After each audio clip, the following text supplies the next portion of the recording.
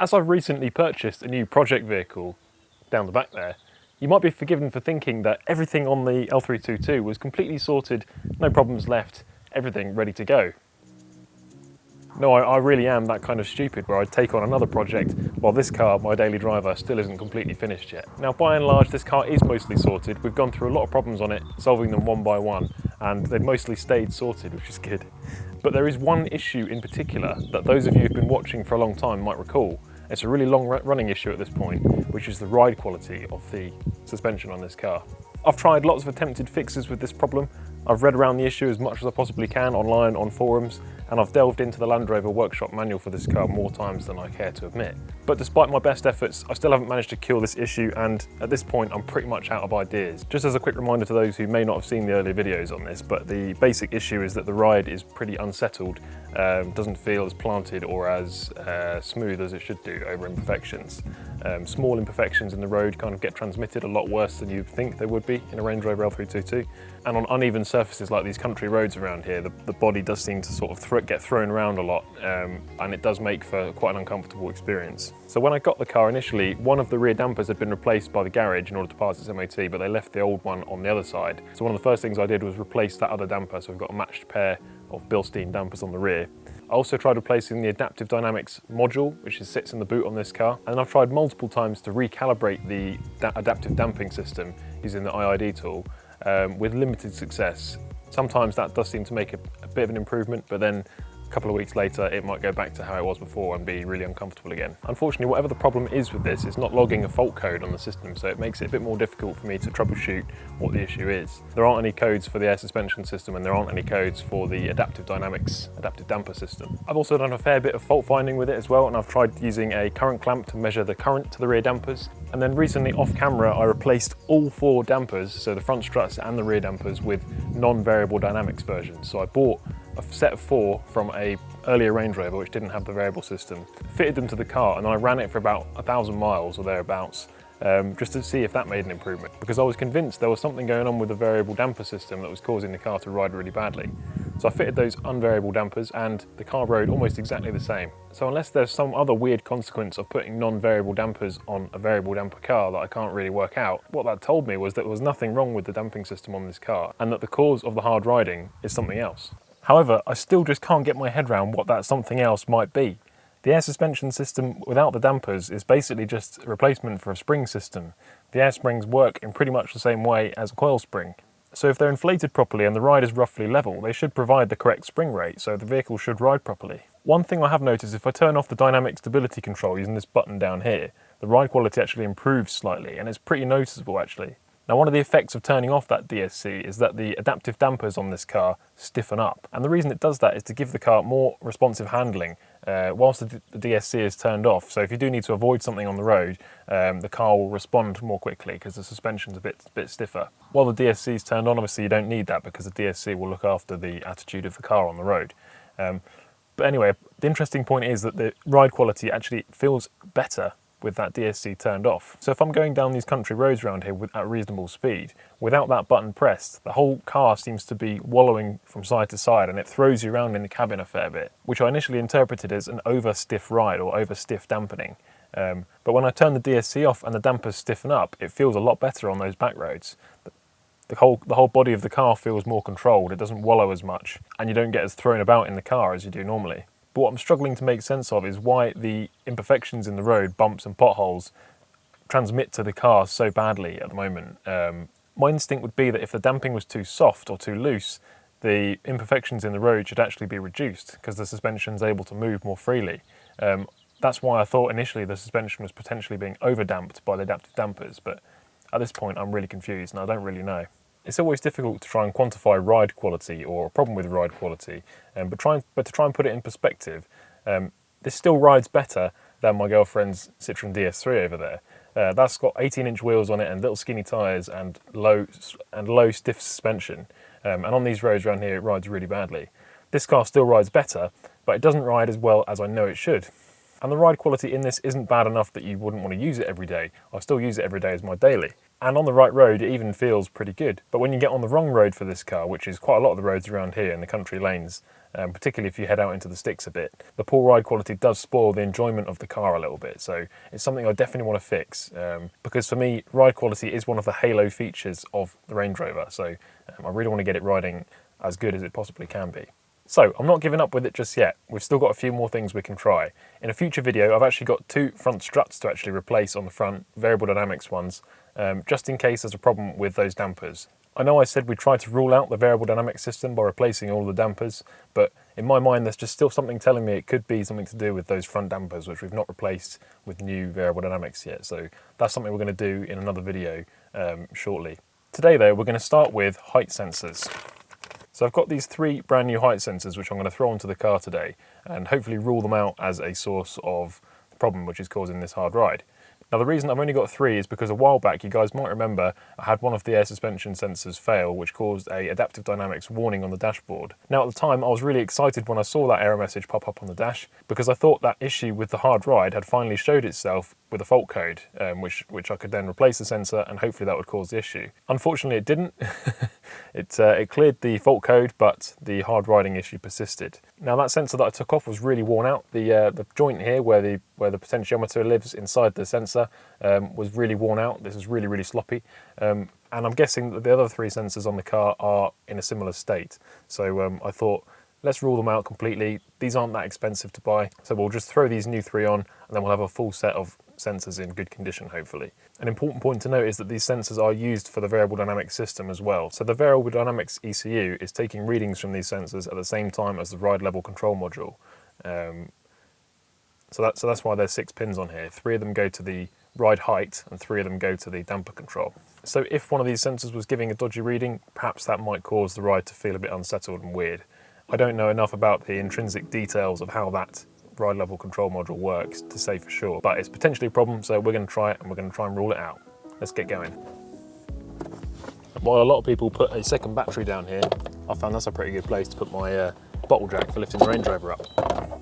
So the height sensor is a lot easier to access on the front than it is on the rear. Behind these monster brakes, you guys will see the height sensor just tucked away up here. Now, the actual bolts, the actual screws for fixing the height sensor to this little bracket go in this way. So in order to actually get them out, it's very tricky. But thankfully on the front, they've got this little extra bracket that you can take out with these 2 little 10mm headed screws here. Might even be 8. But the first thing we're going to do is clean up this connector, just to make it a bit easier to disconnect.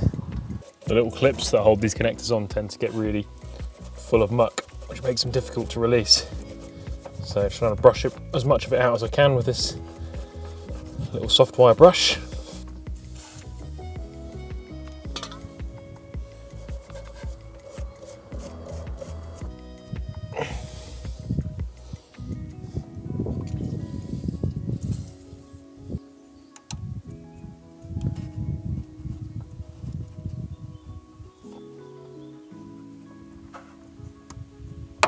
There we go. And I managed to save both clips on there, which is good. It's because of all this muck that gets in here between the connector and the plug itself, so yeah, we'll clean that up. So next we're going to be taking off this guy here, the lower part, which is it's like a 10 and a 10 on the front.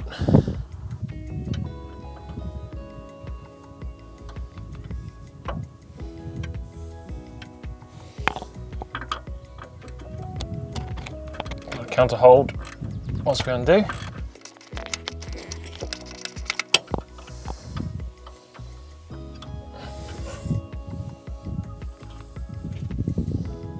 Get these 2 little bolts out here that are holding the bracket onto the subframe.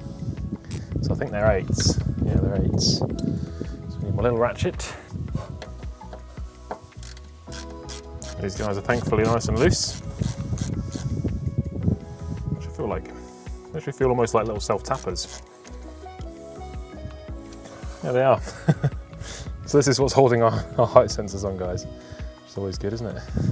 This almost seems like they made the front subframe and then thought, shit, we forgot to add a place for the height sensors. Dave, quick, get yourself tapping bolts. So now this is off the car, we can easily access the Torx bolts that are holding the sensor onto this little bracket. So we'll get them off now. So yeah, Torx T25 fits these guys pretty nicely.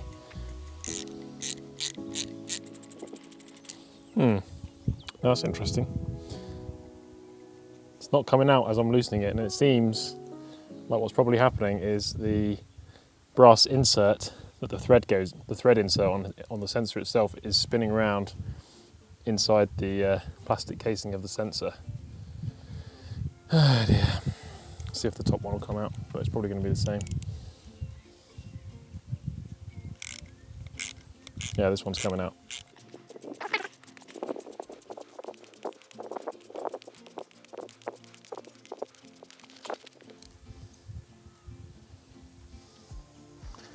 So there's one. It's just this guy that's going to be the pain in the arse. And unfortunately, I need to save this screw because they don't come with new ones and I don't have anything that will fit in stock. So this could be interesting. So there you go, I had to break it unfortunately, guys. This is what I thought though, the screw has got stuck to this little brass insert there, so yeah. Now I've just got to try and get this little insert off the screw so I can try and reuse the screw, but we'll see how that goes. There we go, guys, just about managed to get it out using the impact on this end and then held it with these big channel locks on the other end. So yeah, the screw seizes into that and then that quickly comes unstuck from the plastic housing of the sensor. So yeah, not a great design really, but thankfully the screw is salvageable. So we can pop that back in again with a bit of copper slip this time.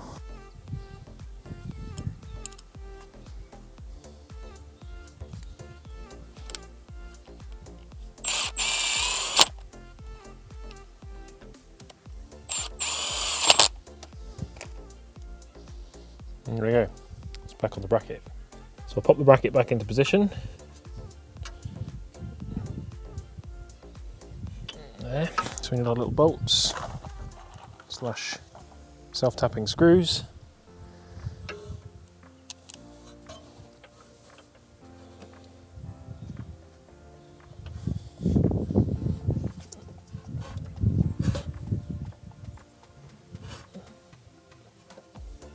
Yeah, it doesn't seem like the most accurate way of locating the height sensor, but I guess it doesn't really matter too much. Okay, we're definitely going to have to try and clean out this wiring before we put it all back together. For now though, let's get that lower arm back on again. Does it have come with a new nut? No, that would have been a nice touch, wouldn't it? Why would they not give you a new nut? Cheapskates. So we're going to pop a new nylock on there with a little washer, because why not?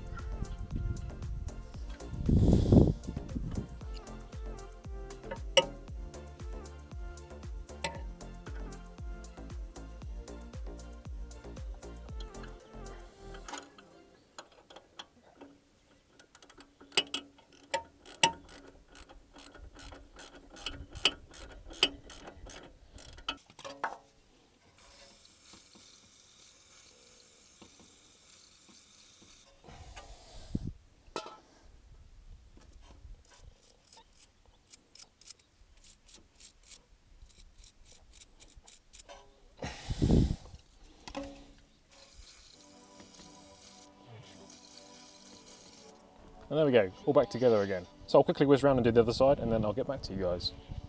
As a quick side note, these Cooper Discoverer AT3s have now done over 10,000 miles on the Range Rover and they still look pretty much brand new.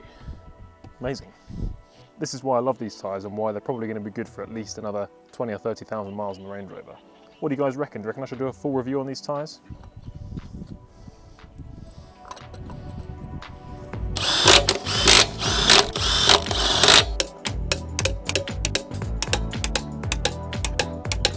Okay, so that's all the height sensors changed out. Now the suspension's almost certainly going to need calibrating, but I want to go for a quick test drive first, just to see if it solves our issue. I'm kind of like, at this point, 90% sure it's not going to, but we'll give it a go anyway. What's the worst that can happen? So we've not got any air suspension warnings, which is good.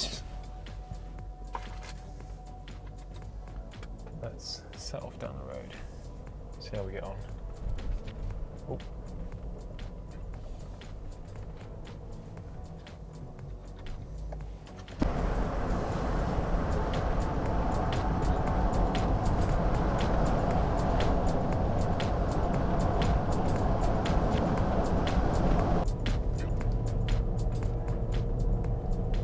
So as I've mentioned before, the weird thing about this suspension issue is that it doesn't happen straight away as soon as you drive the car. If you leave the car parked for say a day or two, when you get back in it, for the first sort of 10-15 minutes the car drives pretty nicely. Like the suspension feels a lot more supple. It seems to take in the bumps a lot easier. So I think it's a bit early days for me to make a call on this yet. I think I'll have to drive it for a week on the way to work and back and see how I get on with it. But initial impressions, it does seem to be a bit more supple, especially in the front end. The front end seems to be riding the bumps a lot more nicely than before. It seems to float, and the car seems to flow down the road a bit better than it was before as well.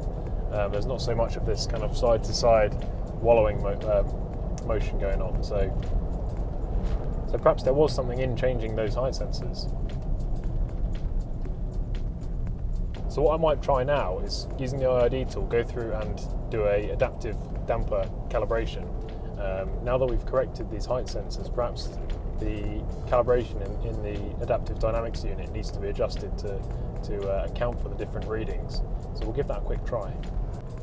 Okay, so I'll get the screen recorder going for you guys so you can follow along.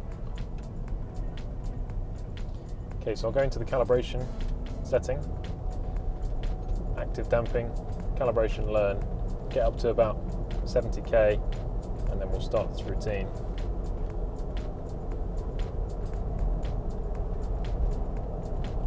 It runs through for about 10 seconds.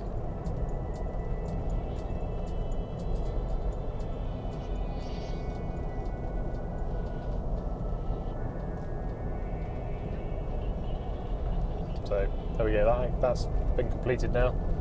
The only way to really know if it's done anything is to feel in the ride of the suspension whether it's improved. So with that calibration, it is hard to feel any differences immediately. I don't really know exactly how that works, that calibration mode.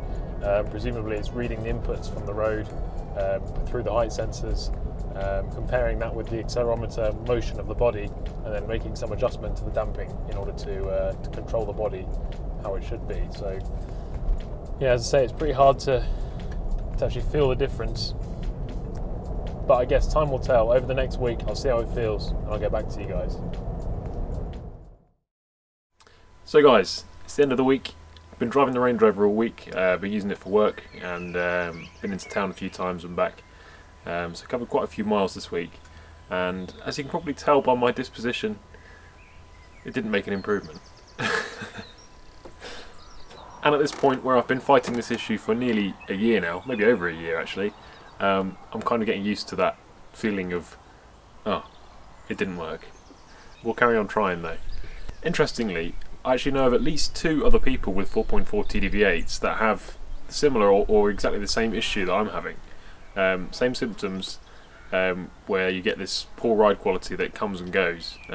With mine, mainly it stays, it comes and doesn't really go, but it definitely does seem to be improved after I've left the car for a few days, which seems to be a common thread. So I'll be chatting with these guys who have the same issue with me. We're going to try and compare notes and see if there's anything that we've all missed, and see if we can come up with a solution to this problem. Because the fact that a few of us have the same issue might be an indication that this is going to become more and more common with these variable damper cars as they get older, as the mileages start to rack up a little bit. So it would be really good to try and figure out what is the underlying cause of this, and put it out there for everybody to know, all of you 4.4 TDV8 owners out there, and also the 3.6s obviously that have the CVDs as well. So there's quite a few cars on the road actually that have this system. But yeah, it would be really good to try and get a definite solution to this problem. At the moment we're a bit stuck, but yeah, so we're going to carry on working on it. This weekend I've actually got a pair of front dampers, CVD dampers, ready to fit, so we're going to try that this weekend as well. I know of at least one other person that had this problem that solved it by fitting new front CVDs, even though the harsh ride on mine seems to be coming mainly from the rear.